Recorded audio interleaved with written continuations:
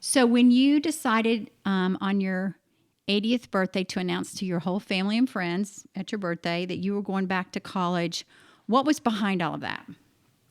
Well, a long time of not going to college, a long time concern that I should have gone to college. My parents were prepared to send me, but I decided to get married instead. Mm-hmm. And so I always regretted that. I regretted not doing that for them, and I regretted not doing it for me. Mm-hmm. And because I had children, I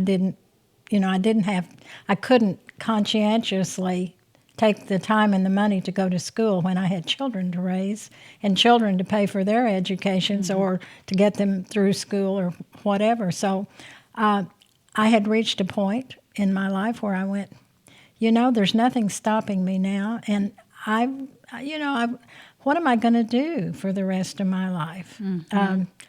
I want to do something that's positive, and I want to do something that will last mm-hmm. the rest of my life, because I have to have a project. Yep. And how cool it was that you decided to do that then. There's so many people I talk to that are even in their 50s and 60s and thinking, it's too late for me to go to college. And I tell them your story and say, no, it's not. So tell everybody what you're getting your degree in and why. Well, my degree it's from the Meadows School in Film and Media. Mm-hmm. And what I particularly am focusing on is screenwriting, because that's something that I ought to be able to do from home, mm-hmm. and as long as I live and have anything going on up here. So that's my plan. And why screenwriting?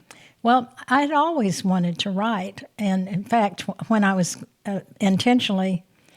when I thought I was intentionally going to school, I wanted, as a youngster, to be a journalist, mm-hmm. because I like to write, except I found I like to kind of write instead of journalistically write, because I always wanted to add something to it. Mm-hmm. So I knew that I had stories mm-hmm. that I enjoyed telling, and I might use a little bit of fact and a little bit of fiction. So did that answer your question? Yeah. And your strengths have been with you your entire life. I think you've heard me say this. So probably writing. I remember you telling me you had a job during high school where you were writing at the newspaper? I worked at the newspaper. I had an internship. It really wasn't called that then. My journalism teacher said, there's an opportunity over at the newspaper, which is kind of across the street from the school. And none of my friends worked, but I wanted to work. I had mm-hmm. this burning desire always mm-hmm. to work.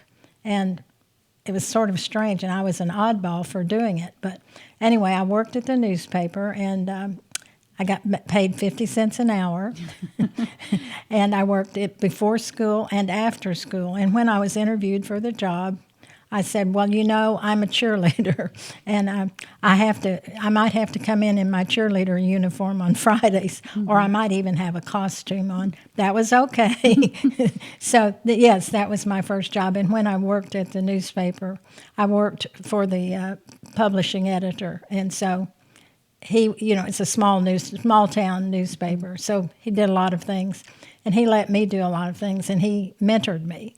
He really was wonderful. And what do you think? So that was your first writing job. And then I remember growing up, you had jobs at TV stations, ad agencies, and then you had your own business, all back in the time when women didn't work. I mean, I was one of the few in my classroom who had a working mom. So and you talked about a drive you had that nobody else had of your friends in high school. So what do you think that drive, where do you think that came from? I do not know.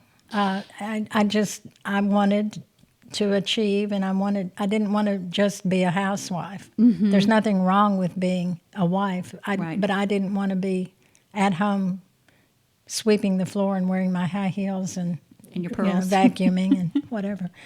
Yeah. So because I felt like, hey, God gave us a brain. Mm-hmm. Why do we have to not achieve?